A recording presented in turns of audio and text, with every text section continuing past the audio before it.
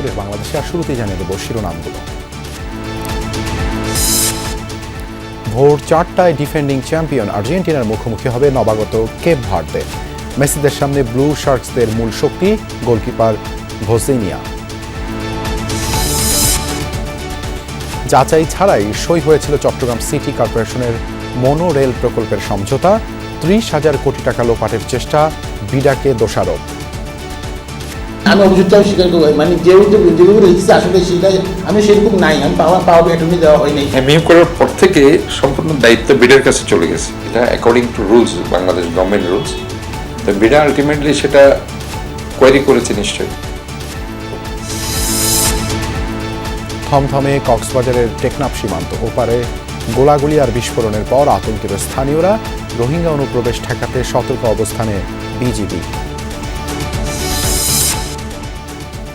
বেশিরভাগ মার্চেন্ট পয়েন্টে Bangla QR code প্রতিস্থাপন, লেনদেনে ভালো সাড়া। ব্যবসায়ীদের জন্য বেড়েছে লভ্যাংশের হার।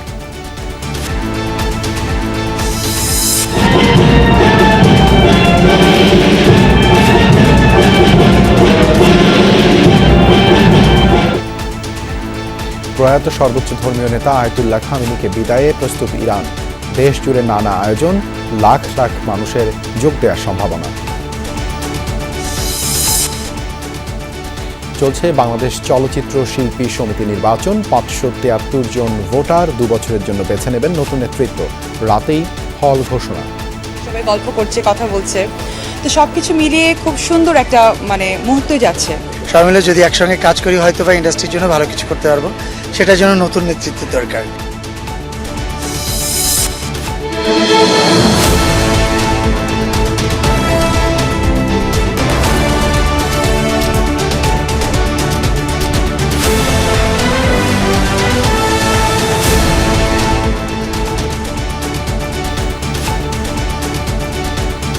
দেখছেন শিরোনামগুলো। এছাড়াও দেশ বিদেশের আরো খবর নিয়ে দুপুরের বাংলাদেশে আপনাদের সাথে আছি আমি দেবাশিস রঞ্জন সরকার। শুরুতেই ফিফা বিশ্বকাপের খবর।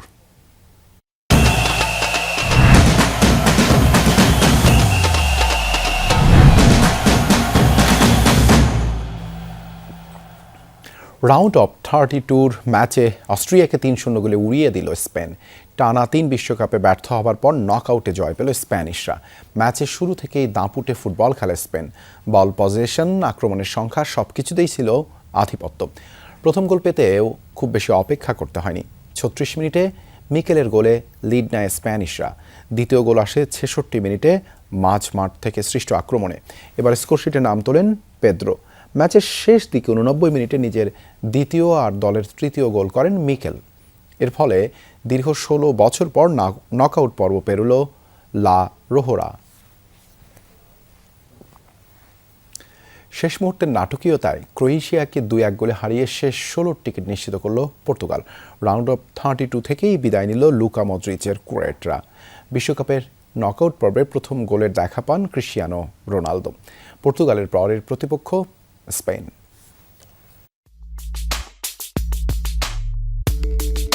মঞ্চটা প্রস্তুতি ছিল, ম্যাচ শেষে হাসবেন একজন আর অন্যজনকে নিতে হবে বিদায়ের বিষাদ মাখা স্বাদ। ক্রিশ্চিয়ানো রোনালদো নাকি লুকা মদ্রিচ, বিশ্বকাপের বিশ্বমঞ্চে কার স্বপ্নভঙ্গ হবে আগে?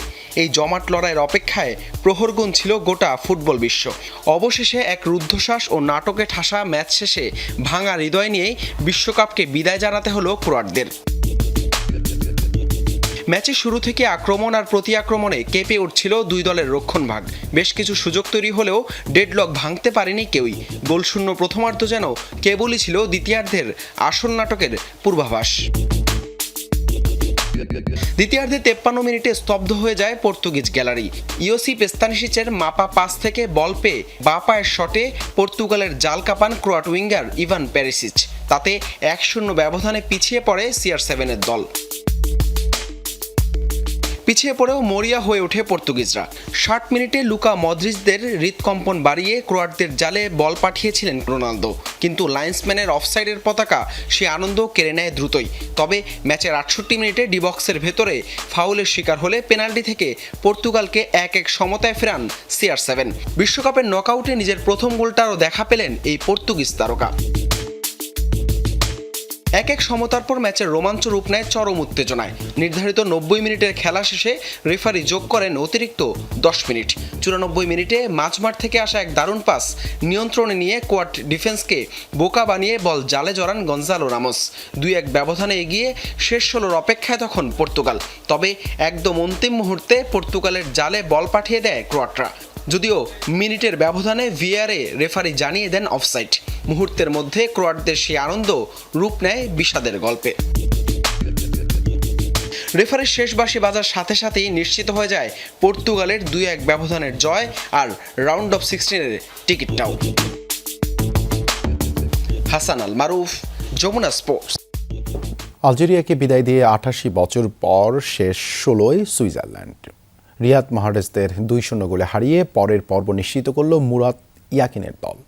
ম্যাচের শুরু থেকেই বল দখলে এগিয়েছিল আলজেরিয়া, কিন্তু 11 মিনিটে জোহানের দারুণ অ্যাসিস্ট থেকে সুইজারল্যান্ডকে এগিয়ে নেন এমবলো। দ্বিতীয়ার্ধের শুরুতেই গোল পায় সুইসরা। মাত্র 48 সেকেন্ডের মাথায় চমৎকার শটে ব্যবধান দ্বিগুণ করেন এন্দোয়ে। শেষ দিকে লুকা জিদানের দুর্দান্ত ডাবল সেভ আলজেরিয়াকে বড় পরাজয় থেকে রক্ষা করলেও ম্যাচ বাঁচাতে পারেনি। আগামী 7 জুলাই এই স্টেডিয়ামেই কলম্বিয়া বা ঘানার মুখোমুখি হবে সুইসরা।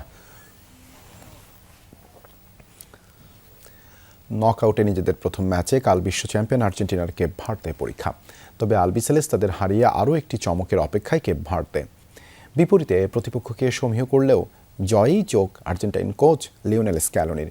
বাংলাদেশ সময় ভোর 4টায় শুরু হবে দু দলের লড়াই। যুক্তরাষ্ট্র থেকে মুজনেবিন তারেকের পাঠানো প্রতিবেদনে বিস্তারিত।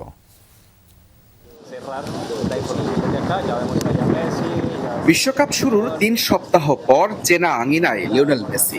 ইন্টার মায়ামির অনুশীলন গ্রাউন্ডে সঙ্গী ডি পল সহ পুরো দল। কেপ ভার্দের বিপক্ষে ম্যাচের আগে শেষবারের মতো নিজেদের ঝালিয়ে নেয়া আলবিসেলেস তাদের। স্বস্তির খবর, চোটমুক্ত হয়ে ম্যাচ খেলার জন্য ফিট সেন্টার ব্যাক রোমেরো। জায়গা ছেড়ে দিতে হতে পারে ওতামেন্ডিকে। লেফট ব্যাকে তাগলিয়াফিকোর পরিবর্তে মেদিনা হতে পারেন স্কালোনির পছন্দ। জর্ডানের বিপক্ষে বিশ্রামে থাকা মিডফিল্ড ত্রয়ী ডিপল, অ্যালিস্টার ও এনজো ফার্নান্দেজ ফিরছেন কেপ ভার্দের বিপক্ষে ম্যাচে। আক্রমণ ভাগে লাউতারো নাকি আলভারেজ চূড়ান্ত করেননি স্কালোনি। উরুগুয়ে ও স্পেন, 2 সাবেক বিশ্ব চ্যাম্পিয়নকে রুখে দেয়া কেপ ভার্দেকে নিয়ে বাড়তি সতর্ক আর্জেন্টাইন মাস্টারমাইন্ড। সংবাদ সম্মেলনে জানিয়েছেন উরুগুয়ের পরিবর্তে কেপ ভার্দেকে সম্ভাব্য প্রতিপক্ষ মেনে নিয়েছেন প্রস্তুতি। তবে তীব্র রোদ ও গরমে ম্যাচ নিয়ে আছে অস্বস্তি। কেপ ভার্দে এমন একটা দল যারা এখনো হারেনি। কিছু ম্যাচে তো ওরা আরো বেশি পাওয়ার যোগ্য ছিল, যেমন সৌদি আরবের বিপক্ষে ম্যাচটা আমার মনে হয় ওদেরই জেতা উচিত ছিল। ওদের দলে টেকনিক্যালি বেশ দক্ষ খেলোয়াড়ও আছে। এক কথায় দলটা বেশ ভালো।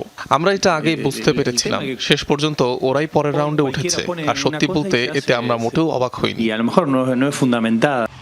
অভিষেক আসরে এখন পর্যন্ত অপরাজিত কেপ ভার্দে। গ্রুপ পর্বে 3 ম্যাচে 2টিতেই ক্লিনশিট। সবচেয়ে কম আয়তন ও জনসংখ্যার দেশ হিসেবে নকআউটে পা রেখে এরই মধ্যে ইতিহাস গড়েছে আটলান্টিক পারের দেশটি। মেসি ডিপলদের দুঃস্বপ্ন উপহার দিতে প্রস্তুত গোলরক্ষক ভোজিনিয়া। জমাট মিডফিল্ডে প্রতিপক্ষকে রুখে দিয়ে গতিময় কাউন্টার অ্যাটাকে আর্জেন্টিনাকে চমক উপহার দেওয়ার পরিকল্পনা কেপ ভার্দের। সঙ্গে কাজ করছে মেসি ও বিশ্ব চ্যাম্পিয়নদের বিপক্ষে খেলার রোমাঞ্চ। আমরা এখানে যোগ্যতার বলে এসেছি। আমরা কোনো ভয় ছাড়াই মাঠে নামবো, আমাদের প্রতিপক্ষের মুখোমুখি হব, আর বিশ্বাস রাখতে পারি যে ম্যাচ জেতার সুযোগ আমাদেরও রয়েছে। বিশ্বকাপের এই পর্বে এসে হারানোর কিছু নেই কেপ ভার্দের। তবে অঘটনের চাপ বেশ ভালোই তাড়িয়ে বেড়াচ্ছে আর্জেন্টিনাকে। মায়ামিতে এই রোদ তো এই বৃষ্টি, আর এই লুকোচুরি খেলার মাঝেই মুখোমুখি হবে আর্জেন্টিনা ও কেপ ভার্দে। মেসির বিশ্বকাপ যাত্রা থামিয়ে দিবে কি চমক দেখানো কেপ ভার্দে, নাকি বিশ্বকাপে নিজেদের রূপকথার গল্প এখানেই থেমে যাবে আটলান্টিক পারের দেশটির? এই হার্ড রক স্টেডিয়াম কার জন্য কি চিত্রনাট্য সাজিয়ে রেখেছে সেটি এখন দেখার অপেক্ষা। মুজরাবিন তারেক, যমুনা স্পোর্টস, মায়ামি, যুক্তরাষ্ট্র। মাত্র একজনের কথায় মুগ্ধ হয়েছিলেন প্রভাবশালী ব্যক্তিরা। পূর্ণাঙ্গ যাচাই ছাড়া সই হয়েছিল চট্টগ্রাম সিটির 30,000 কোটি টাকার মনোরেল প্রকল্পের সমঝোতা স্মারক। সময় যেতেই বেরিয়ে আসে বিস্ময়কর সত্য। যাদের নাম ব্যবহার করে চুক্তি হয়েছিল সেই আন্তর্জাতিক প্রতিষ্ঠান জানেই না এই প্রকল্পের কথা। প্রশ্ন উঠেছে, কিভাবে নেওয়া হয়েছিল এত বড় সিদ্ধান্ত? বিস্তারিত থাকছে আরিফুর রহমান সবুজের রিপোর্টে ছবি তুলেছেন জিহাদ ইসলাম।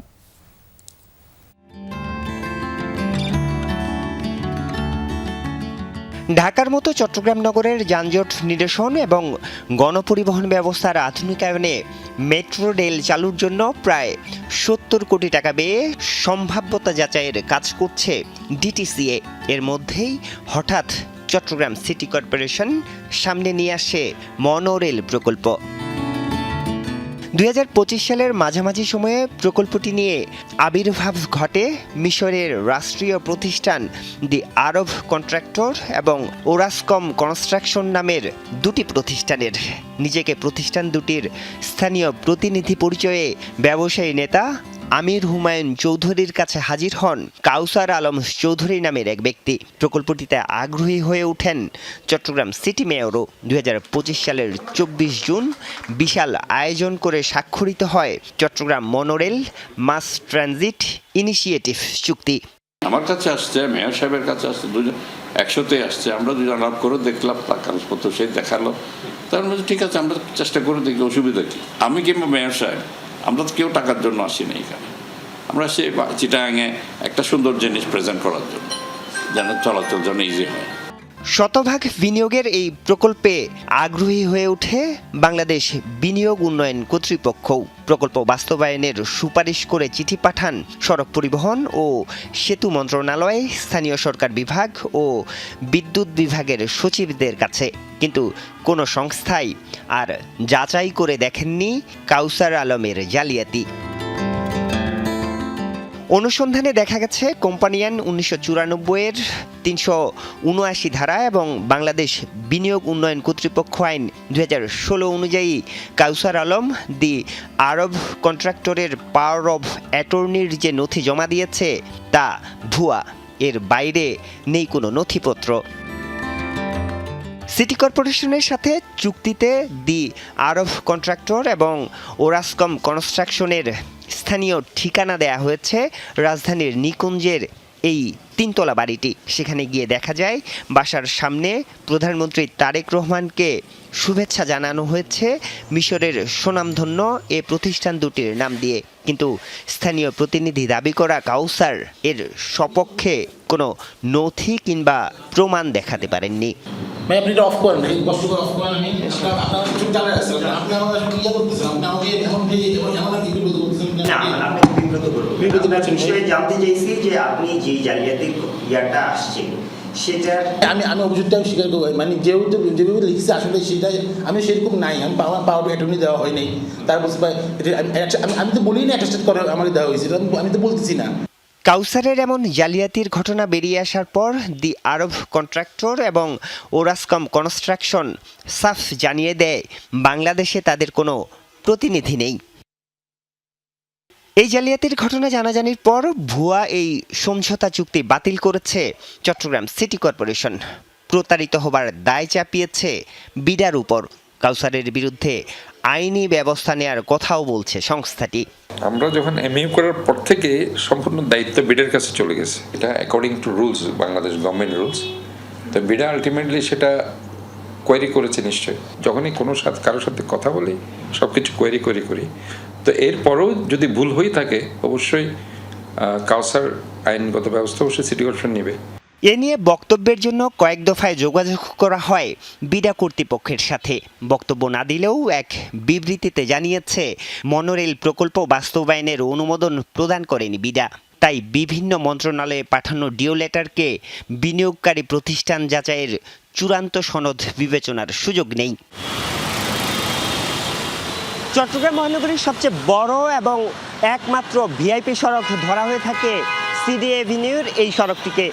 এই সড়কটির উপরে এর মধ্যেই নির্মাণ করা হয়েছে উড়াল সড়ক, এলিভেটেড এক্সপ্রেসওয়ে। বাকি যে সড়কগুলো রয়েছে সেগুলোর প্রস্থ সর্বোচ্চ 18 থেকে 20 ফিট। এসব সড়কে মনো বা মেট্রো রেল কতটুকু ফিজিবল তা নিয়েই রয়েছে প্রশ্ন। নগরবাসী বলছে, তবে এসব মনো বা মেট্রো রেল প্রকল্প নিয়ে সিটি কর্পোরেশন বা সিডিএর এত আগ্রহ কেন? ভুয়া এই প্রকল্পের সাথে যুক্ত থাকতে ডাকা হয়েছিল নগর পরিকল্পনাবিদ আশিক ইমরানকেও। তিনি জানান, ভুয়া বিনিয়োগের বিষয়টি আগেই আঁচ করতে পেরে সরে আসেন তিনি। বলেন, সস্তা জনপ্রিয়তায় আগ্রহী হয়ে ওঠে সিটি কর্পোরেশন। হালকা বিষয় হয়ে গেছে, যখনই নতুন কোনো মেয়র আসেন দেখা যাচ্ছে মেট্রো রেল করার জন্য একটা গ্রুপ চলে আসে। সম্ভাবতার পরিবর্তন ওনাদের কত বিলিয়ন ডলার বা কত হাজার কোটি টাকা বিনিয়োগ হবে, কত টাকা পয়সা, এটা নিয়েই দেখলাম যে বেশি আলোচনা। তো তখন আমি আর এটাতে উৎসাহ বোধ করি নাই, আমি সরে আসছি। অনুসন্ধান বলছে, আলী নাজির শাহিন নামে এক ব্যক্তির মাধ্যমে আমির হুমায়ুনের সাথে পরিচয় হয় কাউসার আলমের। এই দুই প্রতারক এর আগেও সাবেক সংসদ সদস্য আলী আসগর লবির মাধ্যমে খুলনায় সোলার পাওয়ার এবং মংলা বন্দর উন্নয়নে ৮,০০০ কোটি টাকার জাপানি বিনিয়োগ আনার চুক্তি করেছিল ভুয়া প্রতিষ্ঠানের নামে। আরিফুর রহমান সবুজ, যমুনা নিউজ, চট্টগ্রাম। বর্ষা মৌসুম শুরু না হতেই সারা দেশের হাসপাতালগুলোয় বাড়তে শুরু করেছে ডেঙ্গু রোগীর সংখ্যা। পরিস্থিতি জানাতে রাজধানীর সোহরাওয়ার্দী মেডিকেল কলেজ হাসপাতাল থেকে যুক্ত হয়েছেন সহকর্মী lovely Bithi. Lovely Bithi, dengue নিয়ে ভর্তি রোগীদের অবস্থা কেমন দেখছেন? হাসপাতালের সার্বিক ব্যবস্থাপনা সম্পর্কেও জানাবেন। এই 3 মাসকে কিন্তু ডেঙ্গুর পিক টাইম বলা হয়, যেহেতু এখন আবহাওয়াটাও একদমই অনুকূল এডিস মশার জন্য। সেই সাথে হচ্ছে যে বৃষ্টির সিজন চলছে, বৃষ্টিও হচ্ছে, সামনে আরও হয়তো বেশি বৃষ্টি হবে। কিন্তু সব কিছু মিলিয়ে এইবার যে গবেষণাগুলো এসেছে, সেই গবেষণায় কিন্তু দেখা গেছে যে এইবার ডেঙ্গু মশার প্রজনন এবং উৎস অন্যান্য বারের তুলনায় কিন্তু বেশি। সুতরাং সাধারণত ডেঙ্গু কতটা ভয়াবহ হবে সেটা কিন্তু প্রজনন, যে লার্ভা আছে সেই লার্ভার প্রজনন এবং উৎসর ওপর নির্ভর করেই কিন্তু সেই ভয়াবহতাটা নির্ধারণ করেন, পরিমাপ করেন হচ্ছে চিকিৎসক, জনস্বাস্থ্য বিশেষজ্ঞরা। তো বলছেন এবার গতবারের তুলনায় অনেক বেশি প্রজনন স্থল, সুতরাং এক্ষেত্রে ডেঙ্গুর রোগীর সংখ্যাও কিন্তু এবার বেশ বাড়তে পারে। সেই সাথে হচ্ছে যেহেতু হামের মহামারীটা এখনও নিয়ন্ত্রণ করা যায়নি এবং যারা হাম আক্রান্ত হয়েছেন রোগ প্রতিরোধ ক্ষমতা তাদের এমনিতেই কম, সুতরাং তাদের যদি ডেঙ্গু আক্রান্ত হয় সেক্ষেত্রে তাদের চিকিৎসাটা কিন্তু একটু বেশ শঙ্কার দিকেই যাবে এবং তাদের আসলে বেশ কষ্টই পোহাতে হবে যদি ডেঙ্গু আক্রান্ত হয়। এবার ভ্যারিয়েন্টও কিন্তু একটু আলাদা অন্যান্য বারের তুলনায়। এখন পর্যন্ত এই 6 মাসে 19 জন মারা গেছেন এবং আক্রান্ত হচ্ছে প্রায় 6,500-এর মতো।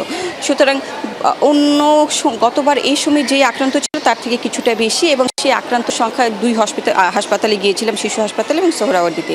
2 হাসপাতালে কর্তৃপক্ষ যারা আছেন তারা কিন্তু বলছেন যে এইবার ডেঙ্গুর দিন যত যাচ্ছে ততই কিন্তু আক্রান্তের সংখ্যা বাড়ছে, ভর্তি হচ্ছে। সুতরাং এই ডেঙ্গুর 2টি বিষয়কে তারা গুরুত্ব দিচ্ছেন। একটি হচ্ছে যে উৎপত্তি স্থল অর্থাৎ লার্ভা ধ্বংস এবং মশা, শুধু লার্ভা ধ্বংস করলেই হবে না, মশা নিধন করতে হবে। বড় যে মশাগুলো আছে দিনের বেলা, যেহেতু ডেঙ্গু মশা, এডিস মশা কামড় দিয়ে থাকে সাধারণত, সুতরাং দিনে ঘুমালেও মশারি ব্যবহার করতে হবে। সেই সাথে হচ্ছে নিজের বাসাবাড়ি পরিষ্কারের পাশাপাশি আশেপাশেও কিন্তু পরিষ্কার রাখতে হবে, কারণ হচ্ছে শুধু এককভাবে ডেঙ্গু নিয়ন্ত্রণ করা কিন্তু সম্ভব না। আর সরকারের পক্ষ থেকেও কিন্তু হাসপাতালগুলোকে নির্দেশ দেওয়া হয়েছে যাতে করে ডেঙ্গু কর্নার করা হয়। যদিও সোহরাওয়ার্দী হাসপাতালে ডেঙ্গু কর্নার করা হয়েছে, কিন্তু এখনও যেহেতু অনেক বেশি হারে ভর্তি হয়নি তাই ডেঙ্গু কর্নারটি এখনও প্রস্তুত হচ্ছে, বিভিন্ন ওয়ার্ডে সেই রোগীদের রাখা হচ্ছে। তো সব কিছু মিলিয়ে বলা যায় যে সরকারের পক্ষ থেকে যেমন লার্ভা ধ্বংস এবং বড় যে মশাগুলো আছে সেগুলো নিধনের জন্য কাজ করতে হবে, সেই সাথে সাধারণ মানুষ যারা আছেন তাদেরকেও কিন্তু সচেতন হতে হবে পরিষ্কার পরিচ্ছন্নতার বিষয়। এবং ডেঙ্গু হলে প্যানিক না হয়ে সাধারণত যে লক্ষণগুলোর কথা বলা হয়, জ্বর, র্যাশ হওয়া, বমি ভাব হওয়া, সেক্ষেত্রে হসপিটালে আসার পরামর্শ তারা দিয়েছে, নিজে থেকে যেন কোনো ঘরোয়া ট্রিটমেন্ট যেন তারা না করেন। দেবাশিস, ধন্যবাদ বিথি যুক্ত হবার জন্য। মিয়ানমারের রাখাইন রাজ্য থেকে গোলাগুলি ও বিস্ফোরণের শব্দ শোনা না গেলেও কক্সবাজারের টেকনাফ সীমান্তে থমথমে পরিস্থিতি। স্থানীয়রা জানান গতকাল বিকেল থেকে বিস্ফোরণের শব্দ শোনা যাচ্ছে না। বিজিবি জানায় পরিস্থিতি নিয়ন্ত্রণে সতর্ক অবস্থানে তারা। জোরদার করা হয়েছে টহল, ড্রোন সহ বিভিন্ন প্রযুক্তির মাধ্যমে নজরদারি করা হচ্ছে। রোহিঙ্গা অনুপ্রবেশ রোধে সর্বোচ্চ সতর্ক থাকার কথা জানিয়েছেন বিজিবির রামু সেক্টর কমান্ডার। বুধবার সকাল থেকে রাত পর্যন্ত টেকনাফ সীমান্তের ওপারে থেমে থেমে গোলা ও মর্টার শেল বিস্ফোরণের শব্দে কেঁপে ওঠে সীমান্ত। এতে জাদিমুরা থেকে শাহপরীর দ্বীপ পর্যন্ত বাসিন্দাদের মধ্যে ছড়ায় আতঙ্ক।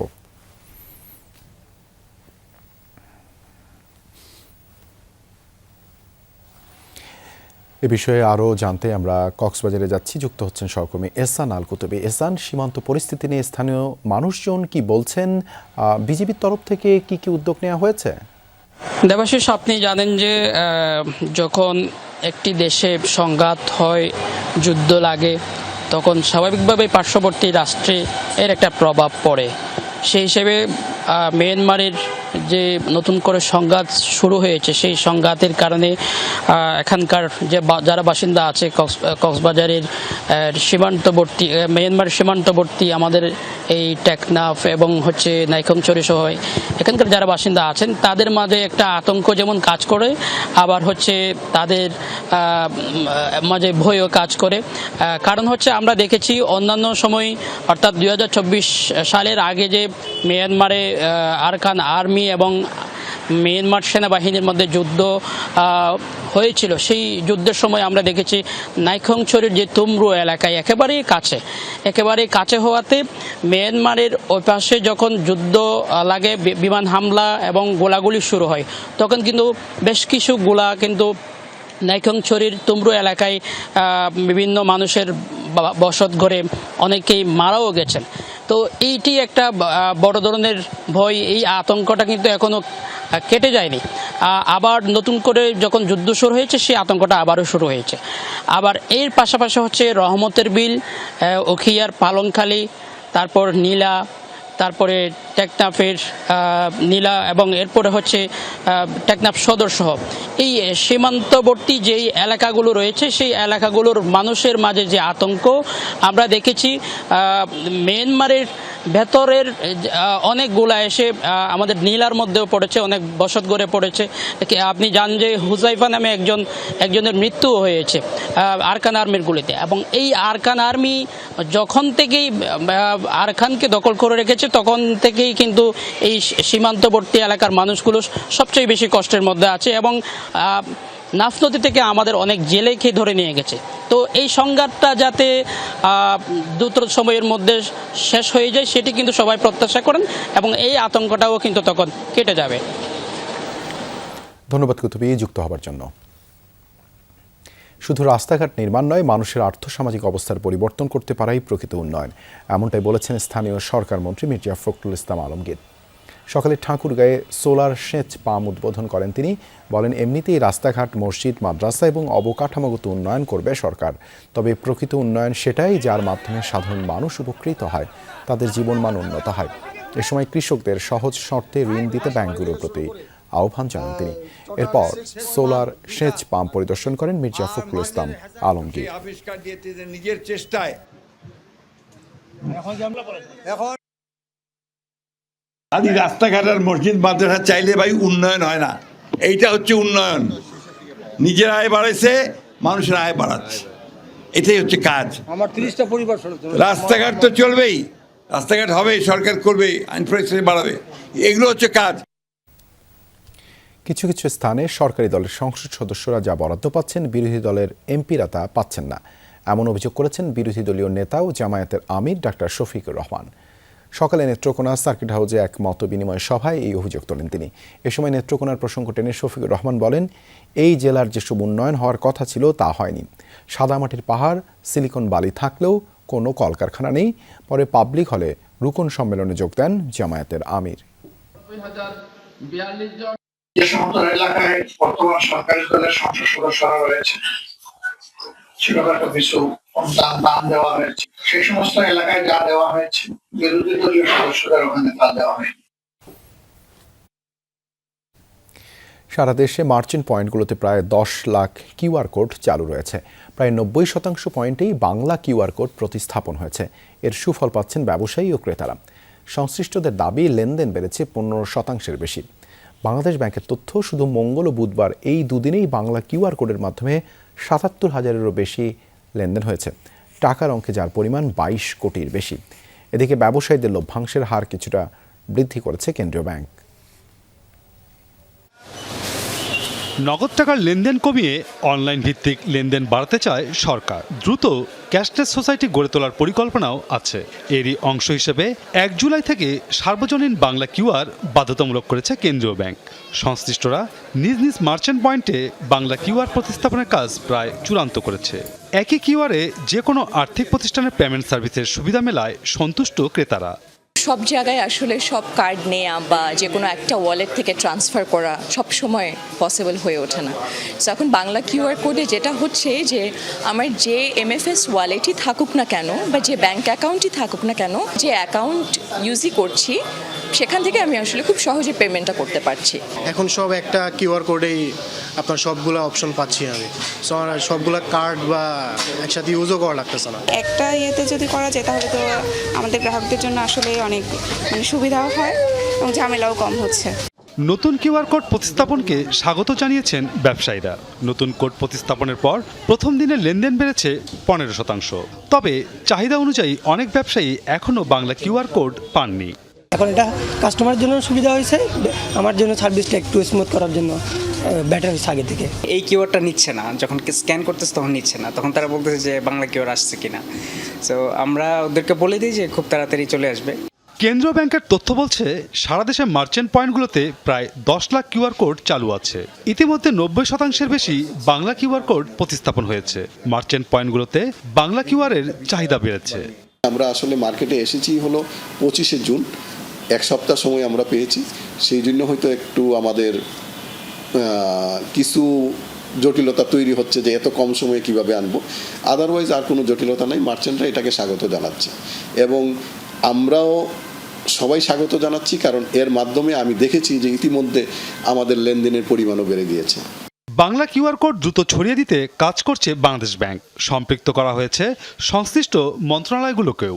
এককভাবে বাংলাদেশ ব্যাংক ইনিশিয়েটিভ নিয়ে এটাকে সফল করে ফেলবে এটা ভাবার কোনো কারণ নেই। এক্ষেত্রে অবশ্যই সংশ্লিষ্ট সকল মন্ত্রণালয় এবং অন্যান্য রেগুলেটরি বডি যারা আছে তাদেরকেও একযোগে কাজ করতে হবে এবং আমরা তাদের কাছ থেকে সাড়া পাচ্ছিও।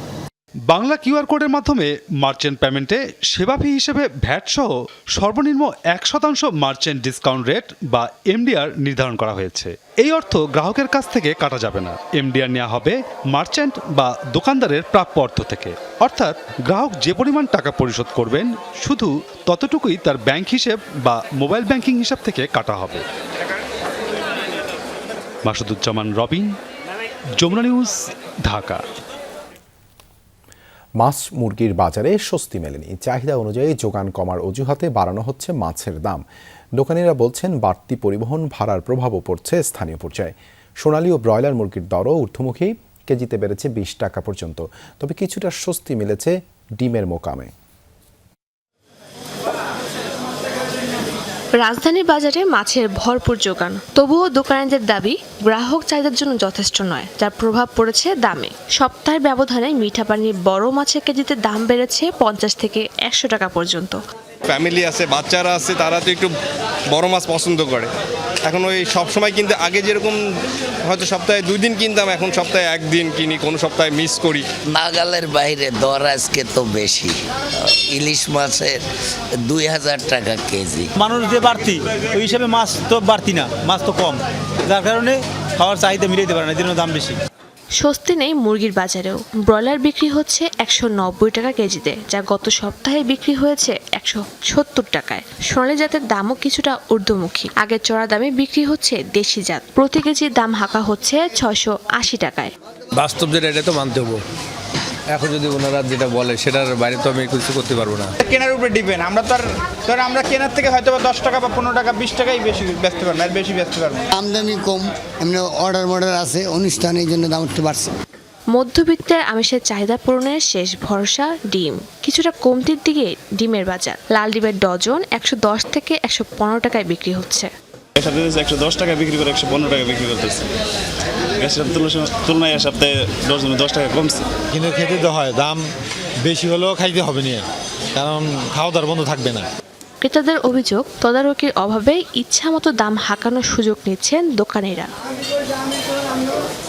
শাজদিন অন্তরা, যমুনা নিউজ, ঢাকা। প্রয়াত জামায়াত নেতা দেলাওয়ার হোসেন সাঈদীর মামলার সাক্ষী সুখরঞ্জন বালির অপহরণকারী এএসপি ফজলুর রহমানকে গ্রেপ্তার করেছে ঢাকা মহানগর গোয়েন্দা পুলিশ। বৃহস্পতিবার রাতে তাকে গ্রেপ্তার করা হয় বলে জানিয়েছেন ট্রাইব্যুনালের সিনিয়র প্রসিকিউটর মিজানুল ইসলাম। দেলাওয়ার হোসেন সাঈদীর পক্ষে সাফাই সাক্ষ্য দিতে এসে 2012 সালে আন্তর্জাতিক অপরাধ ট্রাইব্যুনাল প্রাঙ্গণ থেকে অপহরণের শিকার হন পিরোজপুরের সুখরঞ্জন বালি। প্রসঙ্গত নিখোঁজ হওয়ার পর তার সন্ধান মেলে ভারতীয় কারাগারে। সেখানে 5 বছর কারাভোগ করেন তিনি। 2025 সালের 22 আগস্ট মৃত্যুদণ্ডপ্রাপ্ত শেখ হাসিনা সাবেক প্রধান বিচারপতি SK সিনহা সহ 32 জনকে আসামি করে আন্তর্জাতিক অপরাধ ট্রাইব্যুনালে অভিযোগ দাখিল করেন সুখরঞ্জন বালি। রাজধানীর ভাটারার একটি আবাসিক এলাকায় অভিযান চালিয়ে অনলাইনে সীসা বিক্রির সাথে জড়িত 3 জনকে গ্রেপ্তার করেছে মাদকদ্রব্য নিয়ন্ত্রণ অধিদপ্তর। এ সময় তাদের থেকে জব্দ করা হয় 66 কেজি সীসার উপকরণ, সীসার 41টি স্ট্যান্ড ও 40 কেজি কয়লা। সকালে মাদকদ্রব্য নিয়ন্ত্রণ অধিদপ্তরের সংবাদ সম্মেলনে এই তথ্য জানানো হয়। চক্রটি মধ্যপ্রাচ্যের একটি দেশ থেকে সীসা এনে বিক্রি করত। এছাড়া বিদেশ থেকে আসা বিভিন্ন যাত্রীর মাধ্যমে সীসার উপকরণ দেশে আনেন তারা। বলা হয়, গুলশান, বনানী সহ রাজধানীর সব সীসা বারে অভিযান পরিচালনা করা হচ্ছে নিয়মিত। এককভাবে সম্পূর্ণ অংশ যে কুরিয়ারের মাধ্যমে আসে তা না, তারা অংশ বিশেষ আসছে। এটা ফিজিক্যালি হিউম্যান নিয়ে আসছে। অনেক সময় আপনারা জানেন বিভিন্ন কার্গো সার্ভিসের মাধ্যমেও কিন্তু আনা যায়, কুরিয়ার সার্ভিসের মাধ্যমে আনা যায়। ইন্টারন্যাশনালি এখন আপনার অনেক ধরনের প্ল্যাটফর্ম তৈরি হয়েছে, আপনি এখানে বসে অনলাইনে অর্ডার দিয়ে অনেক কিছু পেতে পারেন। প্রয়াত সর্বোচ্চ ধর্মীয় নেতা আয়াতুল্লাহ আলী খামেনিকে শেষ বিদায় জানাতে প্রস্তুত ইরান। দেশ জুড়ে চলছে নানা আয়োজন। কাল থেকে শুরু হবে সর্বসাধারণের শ্রদ্ধা জ্ঞাপন। এরই মধ্যে তেহরান পৌঁছেছেন বিভিন্ন দেশের প্রতিনিধিরা। আনুমানিক 2 কোটি লোক সমাগমের প্রস্তুতি নিচ্ছে কর্তৃপক্ষ। তবে নিরাপত্তাজনিত কারণে বাবার জানাজায় অংশ নেবেন না ছেলে ও ইরানের বর্তমান সর্বোচ্চ নেতা মুজতাবা খামেনি। তেহরানের গ্র্যান্ড মোসাল্লা চিরপরিচিত ময়দানে শেষবার হাজির সর্বোচ্চ ধর্মীয় নেতা আয়াতুল্লাহ আলী খামেনি। তবে কফিনবন্দি, কোনো খুতবা বা রাজনৈতিক ভাষণ দেবেন না, বরং তার এই নিথর মরদেহে শ্রদ্ধা জানাবেন সর্বসাধারণ। বৃহস্পতিবার রাজধানীর ইমাম খোমেনি হুসেইনিয়াতে উন্মোচন করা হয় খামেনির কফিন। প্রথমবার প্রকাশ্যে আসে সর্বোচ্চ ধর্মীয় নেতা, তার পুত্রবধূ, 14 মাসের নাতনি, কন্যা ও জামাতার মরদেহ, যারা যুক্তরাষ্ট্র ও ইসরায়েলের যৌথ হামলায় বরণ করেছেন শাহাদাত। কান্না আহাজারিতে ভারী হয়ে ওঠে পরিবেশ। শীর্ষ নেতাকে হারানো অত্যন্ত মানসিক চাপের বিষয়। এই ঘটনা অনেক বেশি বড় ও বেদনাদায়ক। খুব খারাপ লাগছে। মহান নেতাকে শেষ বিদায় জানাতে যাচ্ছি। আমিও যুদ্ধে বাবাকে হারিয়েছি। মনটা ভারাক্রান্ত, অদ্ভুত অস্বস্তি কাজ করছে। কি করব বুঝতে পারছি না। নিহতদের প্রতি সম্মান জানান বিভিন্ন দেশ ও ধর্মের প্রতিনিধিরা। উপস্থিত ছিলেন ভারত, পাকিস্তান, ইন্দোনেশিয়া সহ 30 দেশের কয়েকটি দল। খামেনিকে সম্মান জানাতে তেহরানে অবস্থান করছেন বাংলাদেশের পার্লামেন্ট স্পিকার অবসরপ্রাপ্ত মেজর হাফিজ উদ্দিন। শনিবার তেহরানের গ্র্যান্ড মোসাল্লা সর্বসাধারণের শ্রদ্ধা নিবেদনের জন্য উন্মুক্ত করা হবে। সপ্তাহব্যাপী চলবে আনুষ্ঠানিকতা। 6 জুলাই তেহরানের প্রথম দফা জানাজার পর খামেনি সহ অন্যদের মরদেহ নেওয়া হবে পবিত্র কোম শহরে। সেখানে আরেক দফা জানাজার পর 8 জুলাই ইরাকে নেওয়া হবে মরদেহ। নাজাফ ও কারবালায় আরও 2 ধাপে হওয়ার কথা জানাজা। 9 জুলাই মাশহাদ শহরে ইমাম রেজার মাজারে সমাহিত করা হবে আয়াতুল্লাহ খামেনিকে। আনুমানিক 2 কোটি লোক সমাগম হতে পারে আয়াতুল্লাহ খামেনির জানাজায়। ধারণা, যা হবে ইরানের ইতিহাসে সর্ববৃহৎ। অনিক রহমান, যমুনা নিউজ। চলছে বাংলাদেশ চলচ্চিত্র শিল্পী সমিতি 2026 থেকে 2028 মেয়াদের বহুল প্রতীক্ষিত নির্বাচন। 573 জন ভোটার তাদের অধিকার প্রয়োগের মাধ্যমে আগামী 2 বছরের জন্য শিল্পী সমিতির নতুন নেতৃত্ব নির্বাচন করবেন। এফডিসিতে সকাল 9:30 থেকে শুরু হওয়া ভোট গ্রহণ চলবে সন্ধ্যা 6টা পর্যন্ত। তবে জুমার দিন হয় বেলা 1টা থেকে 1 ঘন্টা থাকবে নামাজের বিরতি। নির্বাচনকে কেন্দ্র করে সকাল থেকে এফডিসি প্রাঙ্গণে প্রার্থী, ভোটার ও সমর্থকদের উপস্থিতি উৎসবমুখর পরিবেশ। নির্বাচনের সভাপতি ও সাধারণ সম্পাদক সহ বিভিন্ন পদে 2টি পূর্ণাঙ্গ প্যানেল এবং একজন স্বতন্ত্র প্রার্থী প্রতিদ্বন্দ্বিতা করছেন। এক প্যানেলের সভাপতি পদে আরমান ও সাধারণ সম্পাদক পদে রুমানা ইসলাম মুক্তি, অন্য প্যানেলে সভাপতি পদে শিবা শানু ও সাধারণ সম্পাদক পদে জয় চৌধুরীর প্রতিদ্বন্দ্বিতা করছেন। রাতেই ভোট গণনার পর ফল ঘোষণা করা হবে।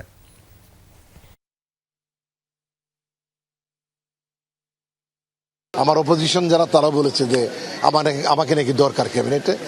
যাই হোক, তারপরে ভোট তো অন্ধকার ঘরে দিবে, জানি না কার ভাগ্যে কি আছে, তবে ওয়েট করবো ইনশাল্লাহ রেজাল্ট পর্যন্ত। দুটো যে পরিষদ, আমরা কিন্তু ভাই বোন, আমরা সবাই কিন্তু শিল্পী, এই একই জায়গায়, এই একই এফডিসি। সবাই আসছে, সবার দেখা হচ্ছে, সবাই গল্প করছে, কথা বলছে, তো সবকিছু মিলিয়ে খুব সুন্দর একটা মুহূর্ত যাচ্ছে।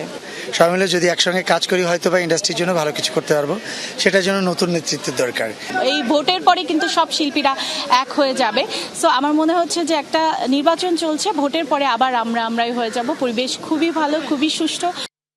24-এর গণ অভ্যুত্থানের শহীদদের স্মরণের মধ্যে দিয়ে আগামী 2 মাসের কর্মসূচির উদ্বোধন করল গণসংহতি আন্দোলন। সকালে কেন্দ্রীয় শহীদ মিনারে পুষ্পার্ঘ্য অর্পণের মাধ্যমে শুরু হয় এই কর্মসূচি। এ সময় দলটির নেতারা অবিলম্বে জুলাই সনদ বাস্তবায়নের দাবি জানান। ফ্যাসিবাদী রাষ্ট্র ব্যবস্থা যেন আর ফিরে না আসে সেজন্য সংগ্রাম অব্যাহত রাখার আহ্বান জানান। তাদের দাবি শুধু রাজনৈতিক দল নয়, কল্যাণমুখী রাষ্ট্র ব্যবস্থা গঠনে রয়েছে জনগণের দায়িত্ব। আগামী সংসদ অধিবেশনে সরকার জুলাই সনদ বাস্তবায়ন করবে, এই আশা প্রকাশ করেন গণসংহতি আন্দোলনের নেতারা। সরকারের কাছে যারা পার্লামেন্টে আছেন সকলের কাছে আহ্বান জানাই, আপনারা দ্রুততার সাথে ঐক্যবদ্ধ হয়ে যেই জুলাই সনদ স্বাক্ষরিত হয়েছে সমস্ত রাজনৈতিক দলের স্বাক্ষরে তাকে বাস্তবায়ন করুন। ব্রাজিল আর্জেন্টিনার ফুটবল ঐতিহ্যকে কাজে লাগিয়ে দেশের ফুটবলকে এগিয়ে নেওয়া হবে, এমনটাই জানিয়েছেন যুব ও ক্রীড়া প্রতিমন্ত্রী আমিরুল হক। ব্রাজিল আর্জেন্টিনার জাতীয় দলকে বাংলাদেশে এনে প্রীতি ফুটবল আয়োজনের চেষ্টা করা হবে বলেও জানান তিনি। গুলশান ইয়ুথ ক্লাব টার্ফে aviation and tourism journalist forum of Bangladesh ATJFB আয়োজিত ফুটবল টুর্নামেন্টে এসব কথা বলেন তিনি। অনুষ্ঠানের প্রধান অতিথি ছিলেন যুব ও ক্রীড়া প্রতিমন্ত্রী। তাছাড়া বিশেষ অতিথি হিসেবে উপস্থিত ছিলেন ব্রাজিলের রাষ্ট্রদূত পাওলো ফার্নান্দো জিয়াস ফেরেস ও আর্জেন্টিনার রাষ্ট্রদূত মার্সেলো কার্লোস সেসা। অনুষ্ঠানের প্রতিমন্ত্রী আরও বলেন, সরকার স্পোর্টস ডিপ্লোম্যাসিতে সর্বোচ্চ গুরুত্ব দিচ্ছে, সর্বস্তরের খেলাকে ছড়িয়ে দিতে কাজ করছে সরকার। বলেন, ফুটবল উন্মোদনকে কাজে লাগিয়ে বিশ্ব সম্প্রীতি গড়ে তোলার মতো চলমান প্রচেষ্টা অব্যাহত থাকবে।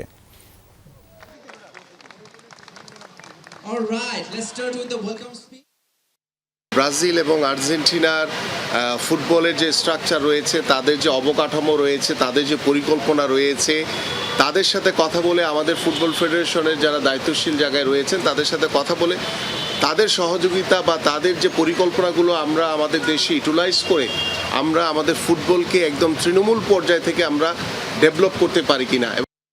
বিশ্বকাপ মানে আবেগ, উন্মাদনা, উৎসব। ফুটবল পাগল বাংলাদেশে এই উৎসব ভিন্ন মাত্রা পায় 4 বছর পর। এক প্রজন্ম উন্মাদনার ব্যাটন হস্তান্তর করে পরের প্রজন্মের হাতে। এভাবে যুগের পর যুগ চলছে একটি স্বপ্নের বীজ বোনা, বিশ্বমঞ্চে লাল সবুজের প্রতিনিধিত্ব। কিন্তু কবে সেই স্বপ্ন পূরণ হবে? 56,000 বর্গমাইলে কবে একটি ঝান্ডাই উড়বে সবার উপরে? ব্রাজিল আর্জেন্টিনা ছাপিয়ে এদেশের সমর্থকদের জন্য বাংলাদেশই হবে বিশ্বকাপের প্রধান সাপোর্ট টিম।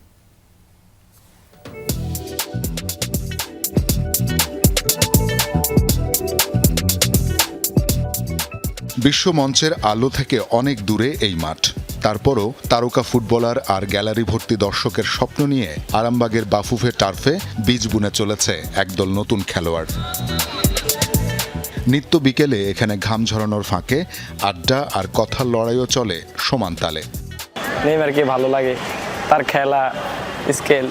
আমি আর্জেন্টিনা সাপোর্ট করছি এবং আমার মনে হয় আর্জেন্টিনা ভালো খেলতেছে। ব্রাজিলে যতগুলো প্লেয়ারই আছে সবগুলাই মোটামুটি ভালো আছে। এরা সবাই জেনজি প্রজন্মের প্রতিনিধি। কেউ মেসির ফুটবল দর্শনের ভক্ত, কেউ নেইমারের শিল্পময় ড্রিবলিংয়ের। বিশ্বকাপে কে এগিয়ে, কার হাতে উঠবে শিরোপা, এ নিয়েই মেতে থাকা হয় দিনভর। আগেরবার থেকে অনেক ভালো হচ্ছে ব্রাজিলের খেলা। কি এক্সপেক্ট করছো, কতদূর যেতে পারে? আসলে ফাইনাল জিতবে। আর্জেন্টিনা এবং ব্রাজিল দুইটাকেই আসলে পছন্দ করি। ব্রাজিলের পাসিং স্কিল সবকিছুই ঠিক আছে। জিতলো আর্জেন্টিনা, হারলো আর্জেন্টিনা, এবং মেসি যা খেলছে অতুলনীয় খেলা। শুধু জেনজি নয়, জেন আলফাও কাঁপছে ফুটবল জ্বরে। কারো প্রিয় রোনালদোর পর্তুগাল, কেউ স্পেন বা ফ্রান্সের। কিন্তু এই প্রজন্মের পাল্লাটাও বেশি ঝুঁকে আছে ল্যাটিন 2 পরাশক্তির দিকে। কারে ভালো লাগে? আর্জেন্টিনাকে। কেন ভালো লাগে? এই মন থেকে সাপোর্ট করি। রোনালদোর খেলাও ভালো লাগে, ওর ফ্রি কিকগুলো ভালো লাগে, বাইসাইকেল অনেক ভালোই লাগে ওর খেলা। Messi is like long shots, goals, all that stuff. Portugal, Brazil আর আর্জেন্টিনা। ফ্রান্স অনেক ভালো খেলছে এখন, যতগুলো ম্যাচ আর কি দেখছি। ধানমন্ডির আবাহনী মাঠেও দেখা মিলল একই দৃশ্যের। এখানে পেশাদার ফুটবলের হাতেখড়ি হচ্ছে কিশোরের। স্ট্রাইকার, উইঙ্গার বা গোলকিপার, জাতীয় দল আর অধিনায়কত্বই একমাত্র স্বপ্ন। কিন্তু বিশ্বকাপে লাল সবুজের প্রতিনিধিত্ব না থাকায় ভিনদেশি প্লেয়ার আর দল নিয়ে মেতে থাকা হয় সর্বক্ষণ। ভাবতেছি যে এবারে ফাইনালে রোনালদো হয়ে যাবে পর্তুগাল। স্পেন যে নতুন তারকা আছে লামিন ইয়ামাল, হয়তো উনি ভবিষ্যতের স্টার। প্রথম দল হিসাবে ফ্রান্স, দ্বিতীয় দল আপনার ব্রাজিল। রাজধানীতে খেলার মাঠ কমছে, তাই অনেকেই স্কুল মাঠ, ঈদগাহ কিংবা ছোট ছোট টার্ফে অনুশীলন করছে। সীমিত সুযোগ সুবিধা নিয়েই বড় হচ্ছে বিশ্বকাপে খেলার স্বপ্ন। আমার আইডল হামজা, আমি হামজাকে ফলো করি। আমার অনেক আশা যে বাংলাদেশ টিমের হয়ে একটা খেলা খেলবো এবং বিশ্বকাপ খেলবো, এটা অনেক আশা আমার। ভালো খেলেই বিশ্বকাপে নিয়ে যেতে চাই। I want to play in the Bangladesh national team and score many goals for them. আমি বাংলাদেশকে ওয়ার্ল্ড কাপে নিব এবং বাংলাদেশকে ওয়ার্ল্ড কাপ জিতাতে চাই। বাংলাদেশকে বিশ্বকাপ জিতাতে চাই। শহরে মাঠের অভাব ঘোচাতে পারলে এদের মধ্য থেকেই উঠে আসতে পারে বয়সভিত্তিক খেলোয়াড়। দীর্ঘমেয়াদী পরিকল্পনা আর পরিচর্যায় তৈরি হবে হামজা, জামালদের উত্তরসূরি। তারাই একদিন বিশ্বমঞ্চে ওড়াবে লাল সবুজের ঝান্ডা। শওকত মঞ্জুর শান্ত, যমুনা নিউজ, ঢাকা। দুপুরে বাংলাদেশের প্রথম ঘন্টা থেকে বিদায় নিচ্ছি। পরের ঘন্টার খবর নিয়ে ফিরবেন আমাদের আরেকজন সহকর্মী মারফি। সাথে থাকুন।